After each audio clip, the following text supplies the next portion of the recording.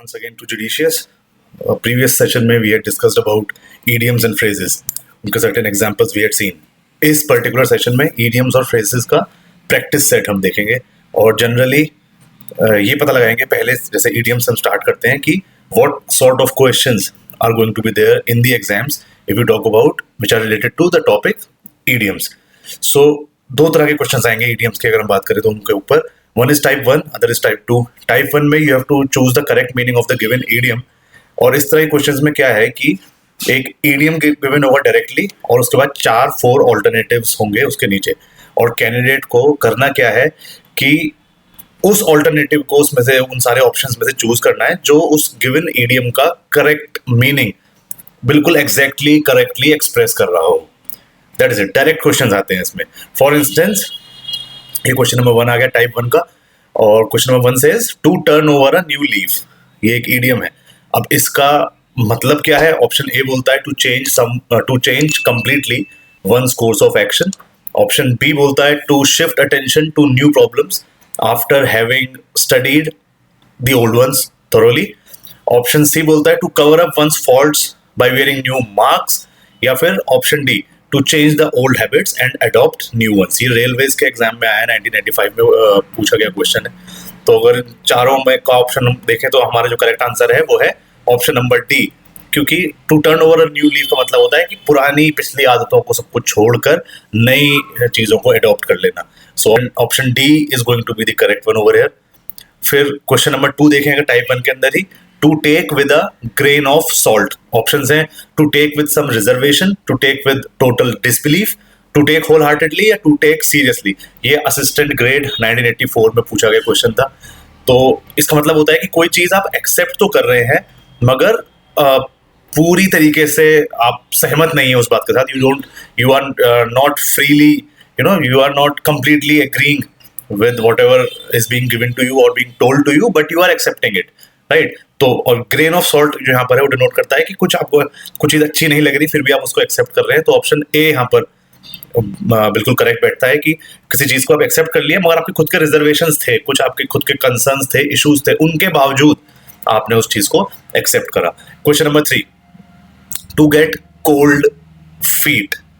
ठीक है. इसका ऑप्शंस क्या क्या हो सकते हैं? To run for life, to be afraid, to fall sick या टू बिकम डिसकॉर्टियस.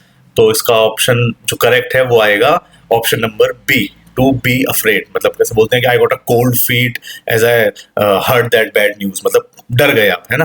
तो to be afraid option number B यहाँ पर ठीक है. Question number 4 to throw dust in one's eyes. Hindi में बोलते हैं आंखों में धूल झोंक दिया.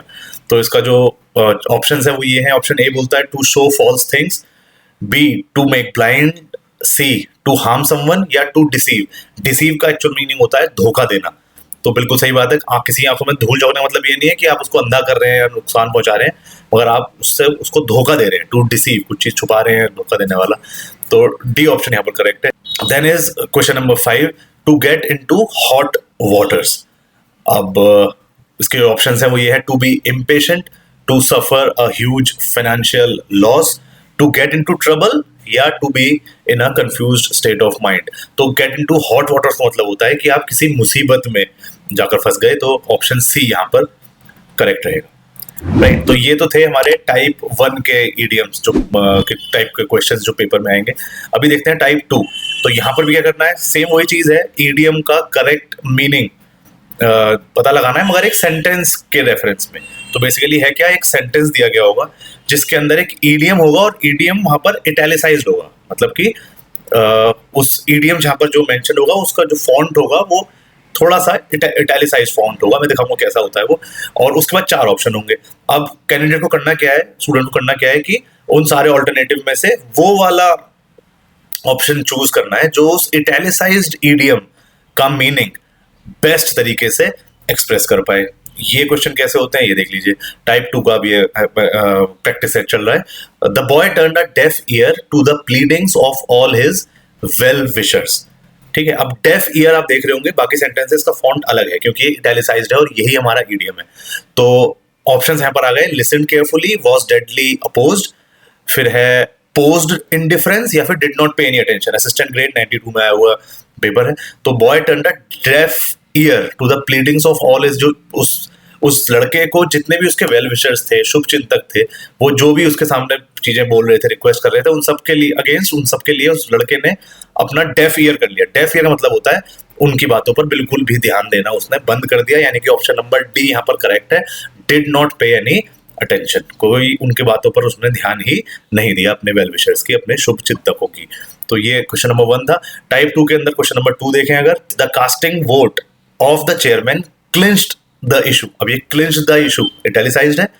ऑप्शन आ गया closed the issue, decided the issue, finished the issue या स्टार्टेड द इशू। तो क्लिंच द इशू का मतलब होता है किसी चीज को फाइनली कंप्लीट करके खत्म कर देना, तो यानी कि डिसाइडेड आएगा यहाँ पर, क्लोज्ड नहीं, फिनिश्ड नहीं, स्टार्टेड नहीं, उस चीज पर जो है उन्होंने फाइनल अपना डिसीजन दे दिया। तो ऑप्शन बी यहाँ पर करेक्ट है। क्लिंच द इशू का मतलब हो जाएगा डिसाइडेड द इशू।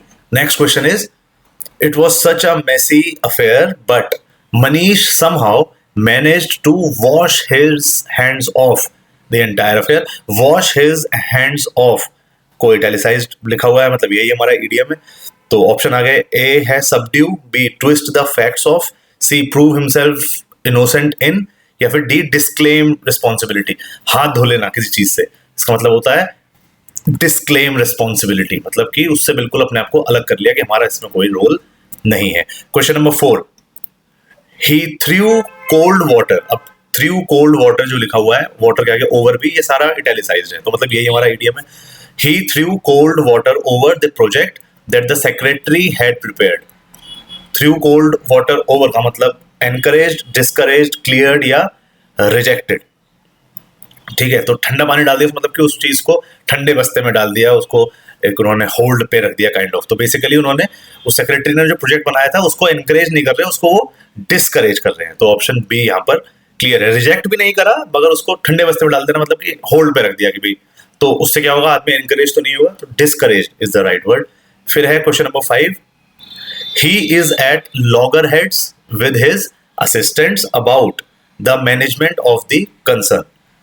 अब लॉगरहेड्स हमारा ईडियम है, इटैलिसाइज्ड है।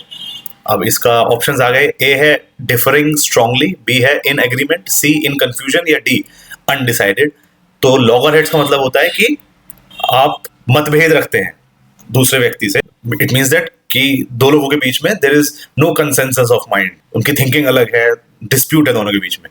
तो यहां पर आएगा ऑप्शन नंबर ए करेक्ट है, डिफरिंग स्ट्रांगली, मतलब एक दूसरे के ओपिनियन से स्ट्रांगली डिफर करते हैं, एक दूसरे के अपोज्ड हैं। ये थे ईडियम्स के दोनों टाइप। अब आते है बात फ्रेजेस की और इनका भी प्रैक्टिस सेट। अब जैसे ईडियम्स के अंदर दो टाइप थे, टाइप 1 और type 2, same to same phrases के अंदर है। टाइप 1 के अंदर we have to choose the meaning of a phrase as used in a sentence. ये सेंटेंस में जैसे वो फ्रेज यूज करा गया उसके ऊपर है। अब इस क्वेश्चन, इनके बारे में इंस्ट्रक्शंस जो दिए गए हैं वो है, ऐसे क्वेश्चंस में एक सेंटेंस दिया गया होगा जिसमें एक फ्रेज होगा जो इटैलिसाइज्ड होगा। पहले ईडियम्स थे वो इटैलिसाइज्ड थे ना, अभी फ्रेजेस हैं जो इटैलिसाइज्ड होंगे। उसके बाद कुछ ऑल्टरनेटिव्स होंगे। अब करना क्या है यहाँ पर, करेक्ट ऑल्टरनेटिव उन सारे ऑप्शंस में से चूज करना है जो उस मीनिंग को, उस इटैलिसाइज्ड फ्रेज के मीनिंग को बेस्ट एक्सप्रेस कर रहा हो उस सेंटेंस के अंदर। अब देखते हैं टाइप 1 फ्रेजेस का question number 1, he has come up. अब कम अप आप देख रहे हैं इटैलिसाइज्ड है। He has come up during the last 5 years, वो पिछले 5 साल में ऊपर आया है काफी। तो ऊपर आया का मतलब क्या है, रैंक जो उसकी ऑर्गेनाइजेशन में रैंक थी वो गिर गई, या स्टेटस बढ़ गया, प्राउड हो गया, हम्बल हो गया। तो ऊपर आएगा यहाँ पर जो मीनिंग है वो है कि वो अपने स्टेटस में उसने राइज करा है, वो ऊपर आया है लास्ट 5 years के अंदर। तो ऑप्शन बी हमारा करेक्ट है। क्वेश्चन नंबर 2 देखते हैं इसके अंदर, the boss should not have called Arun names in front of others. अब ये कॉल्ड नेम्स इटैलिसाइज्ड है, बीच में अरुण का नाम है, दैट इज फाइन। किसी का नेम कॉलिंग करना मतलब होता है क्या, अब्यूज करना, समन करना, स्कोल्ड करना या प्रेज करना।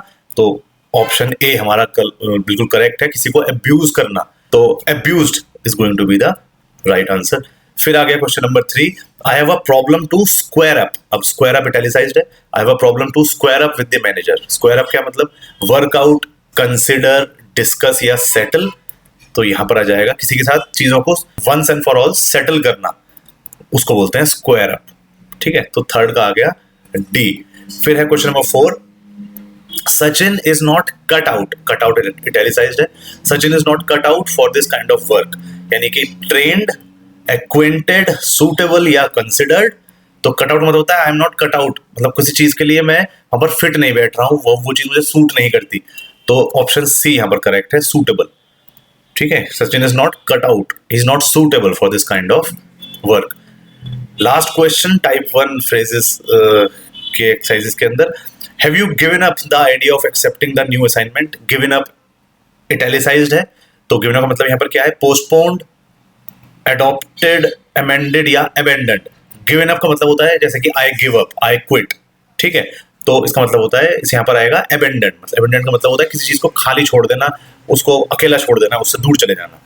तो यहाँ पर बिल्कुल ये परफेक्ट है कि उसने अबेंडन कर दिया, नए असाइनमेंट को एक्सेप्ट करने के आइडिया को बिल्कुल छोड़ दिया। अबेंडन यहाँ पर करेक्ट रहेगा। अब आ गए हम इस सेशन के लास्ट पार्ट पर, वो है फ्रेजेस का टाइप 2।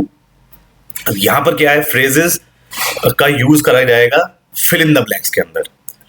ठीक है, बेसिकली है क्या, इस तरह के क्वेश्चंस में 4 फ्रेजेस जो है वो सजेस्टेड करे गए होंगे, उनका लेवल, उनको आगे लेवल का रखा होगा अल्फाबेट A, B, C या D से। अब इन फ्रेजेस में क्या है, ये फ्रेजेस एक ऑल्टरनेटिव की तरह काम करेंगे उन फिलअप्स के अंदर जो बाद में अब आएंगे, नेक्स्ट स्लाइड में हम देखेंगे। अब करना क्या है, यहाँ पर हर एक फ्रेज को एग्जामिन करना है, उस गिवन सेंटेंस के हिसाब से उसको समझना है, और फिर उनमें से जो सबसे ज्यादा इफेक्टिव लग रहा हो उसको अपने आंसर के तौर पर वहां पर हमें फिलअप कर देना है। तो सबसे पहले तो फ्रेजेस आ गए। ए है कैरी अवे, बी बोलता है carry out, she says carry on, और डी है कैरी थ्रू। अभी 4 फ्रेजेस हो गए। अब आ जाएंगे कुछ फिलअप्स। फिलअप नंबर 1 जो क्वेश्चन है 1 में आ जाएगा, the soldier has no choice but to, अब ये ब्लैंक है, इस ब्लैंक में आएगा क्या, इन ए, बी, सी या डी में से कोई सा भी एक। तो the soldier has no choice but to blank. अब इस ब्लैंक में इन 4 ऑप्शंस में से एक आएगा। The soldier has no choice but to blank his officers orders. Question number 2, the audience was, फिर ब्लैंक आ गया, by his wit. Third says the troops have exhausted the ammunition, they can not, blank है यहाँ पर, any longer. Fourth बोलता है our pooled resources will certainly, blank, फिर us है, फिर ब्लैंक दोबारा, फिर दिस क्राइसिस। और लास्ट जो क्वेश्चन है वो है द साउथ कोरियंस, फिर एक ब्लैंक है, the 1995 Indira Gandhi gold cup in hockey. तो पहले वाले क्वेश्चन की बात करते हैं। The soldier has no choice but to, blank है, carry away his officers orders, नहीं, carry out his officers order. ये बिल्कुल ठीक लग रहा है कि सोल्जर के पास कोई चॉइस नहीं थी सिवाय इसके कि वो अपने ऑफिसर्स के ऑर्डर्स को कैरी आउट करे, उसको कंडक्ट करे, एग्जीक्यूट करे।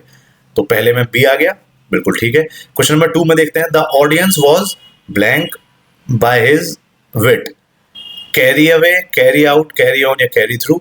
होता नहीं है कि हम we got carried away by his performance. तो यहाँ पर आपको ये देखना है कि कैरी अवे लिखा हुआ है तो ये यहाँ पर कुछ फिट बैठेगा। ये मैं सोचेगा कि कैरी अवे है, यहाँ पर तो कैरीड अवे होना चाहिए था। अगर टेंसेज में या उसके बारे में सोचेंगे तो फिर तो इनमें से चारों में से कोई नहीं आएगा, right. So we have to just understand कि कौन सा फ्रेज, चाहे उसका टेंस कोई सा भी वहां पर यूज हो रहा हो, अब ऑप्शन में नहीं है तो क्या करेंगे, ठीक है। मगर पूरा फ्रेज हमें यहाँ पर देखना है कि इस ब्लैंक में पूरा फिट होगा कहीं नहीं होगा। तो यहाँ पर बिल्कुल ठीक है, the audience was carried away by his wit, तो इसलिए ऑप्शन ए आ जाएगा, ठीक है। टेंसेस को एक तरफ रख देना है फिलहाल, बस ये फ्रेजेस पर फोकस करना है। The troops have exhausted the ammunition, they can not blank any longer, they can not carry away any longer, carry out any longer या कैरी ऑन। यस, ये ठीक है, दे can not carry on any longer, उनकी गोलियां खत्म हो चुकी हैं, एम्यूनिशन उनका खत्म हो चुका है, तो वो उस बैटल में, उस वॉर में आगे और कंटिन्यू नहीं कर सकते, आगे कैरी ऑन नहीं कर सकते। तो यहाँ पर आ जाएगा ऑप्शन नंबर सी, हमारा बिल्कुल फिट आ जाएगा ये। फिर आ गया question number 4, our pooled resources will certainly blank us blank in the crisis. अब ये तो क्लियर है कि 2 वर्ड के बीच में अस है, वो 2 वर्ड यही इन्हीं 2 में से कोई से हैं, ठीक है। तो इसको इस तरह से देख लेते हैं, our pooled resources will certainly carry us away this crisis, carry us out this crisis, carry us on this crisis, carry us through this crisis. Yes, ये ठीक लग रहा है, ऑप्शन डी यहाँ पर फिट बैठेगा। Our pooled resources will certainly carry us through this crisis, इस मुसीबत से हमको वो आगे वही निकाल पाएगी। तो ये बिल्कुल परफेक्ट है। फिर लास्ट आ गया, the south Koreans blank the 1995 Indira Gandhi gold cup in hockey. So the south Koreans carried away, carry out, carry through. Okay, I think it would be A, carried away. Yes, so this is the perfect one. right? So this is a brief idea about how the questions will come of about idioms and phrases. इसके बारे में already एक video है, तो ये उसका continuation था, ताकि जस्ट कॉन्सेप्ट वहां पर क्लियर कर दिया था। यहाँ पर आपको बता दिया कि कैसे पेपर आप एक्सपेक्ट करें कि आपको पेपर में अटेंड करने के लिए आ सकते हैं। Hope you find it interesting and informative at the same time. Till the time we meet next, it's me, Amit Sharma, signing off. Thank you so much. Bye bye and take care. See you in the next session.